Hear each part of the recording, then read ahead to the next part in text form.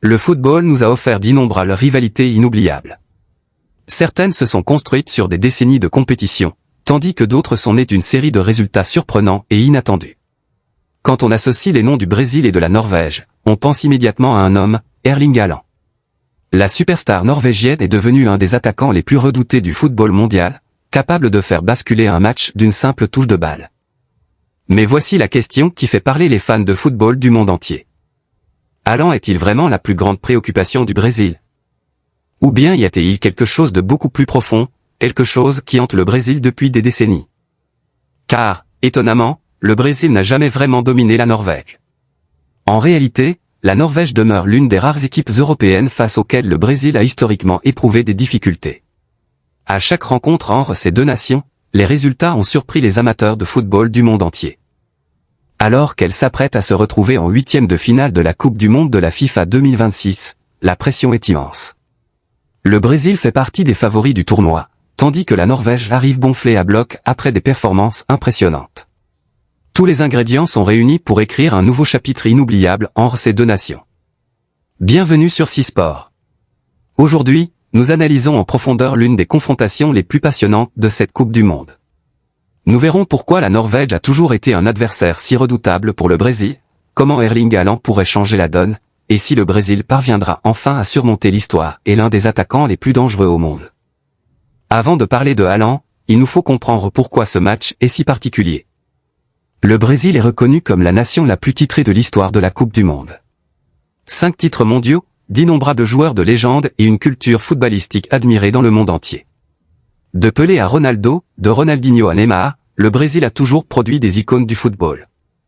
Lorsque le Brésil affronte une équipe européenne, les supporters s'attendent généralement à ce que la Seleção domine le match avec panache, maîtrise technique et un football offensif.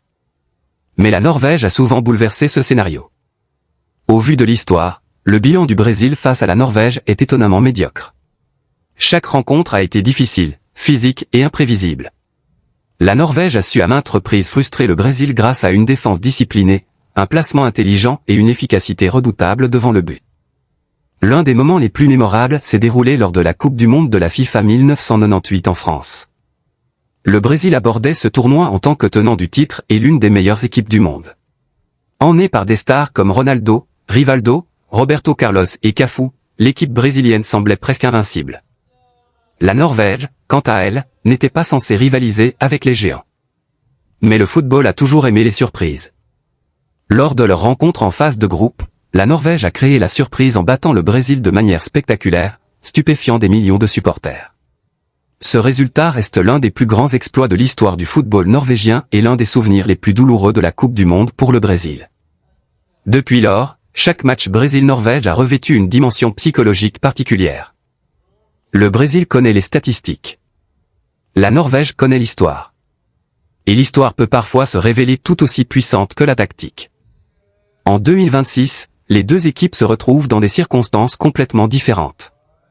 Le Brésil a une fois de plus réuni une équipe prometteuse, alliant vitesse, créativité et maîtrise technique. Elle combine des leaders expérimentés à de jeunes talents audacieux, formant ainsi l'une des formations offensives les plus redoutables du tournoi. Leur parcours jusqu'au huitième de finale a été ponctué de moments de génie. Passes rapides, pressing agressif, jeu dangereux sur les ailes et efficacité redoutable devant le but ont rappelé à tous pourquoi le Brésil figure toujours parmi les favoris pour remporter le trophée. Pourtant, malgré toute leur qualité, des questions subsistent. Le Brésil parviendra-t-il à maintenir une organisation défensive face à un adversaire physiquement dominant? Sont-ils capables de mener des combats aériens? Peuvent-ils stopper des contre-attaques rapides? Ce sont précisément dans ces situations que la Norvège devient dangereuse. La Norvège n'a peut-être pas le même talent technique que le Brésil, mais elle apporte quelque chose d'aussi précieux, la discipline.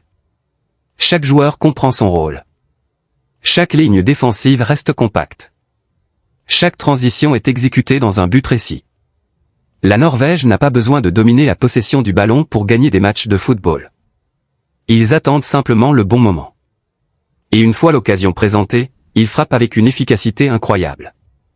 Cette approche a frustré nombre des plus grandes équipes européennes au fil des ans, et le Brésil sait qu'il ne peut se permettre la moindre erreur défensive. La confiance de la Norvège est renforcée par sa forme récente. L'équipe a fait preuve d'une organisation remarquable tout au long du tournoi, éliminant des adversaires de qualité et prouvant qu'elle a sa place parmi les finalistes. La confiance au sein du camp norvégien grandit à chaque match. Mais surtout, il y a un nom qui change tout. Un joueur capable de transformer la moindre occasion en but. Un attaquant que les défenseurs ne veulent jamais affronter. Erling Haaland. Sa simple présence oblige des systèmes de défense entiers à se modifier. Les défenseurs brésiliens savent qu'une concentration totale de 90 minutes sera nécessaire car une seule occasion franche donnée à Haaland pourrait complètement changer l'issue de ce match. Et c'est précisément pour cette raison que ce match des huitièmes de finale est devenu l'un des plus attendus du tournoi. Le Brésil parviendra-t-il enfin à effacer les douloureux souvenirs du passé? Ou la Norvège prouvera-t-elle une fois de plus que l'histoire a la fâcheuse tendance à se répéter? Les réponses viendront peut-être sur le terrain, mais une chose est déjà certaine. Ce ne sera pas simplement un duel Brésil contre Haaland. Ce sera le Brésil contre l'histoire elle-même.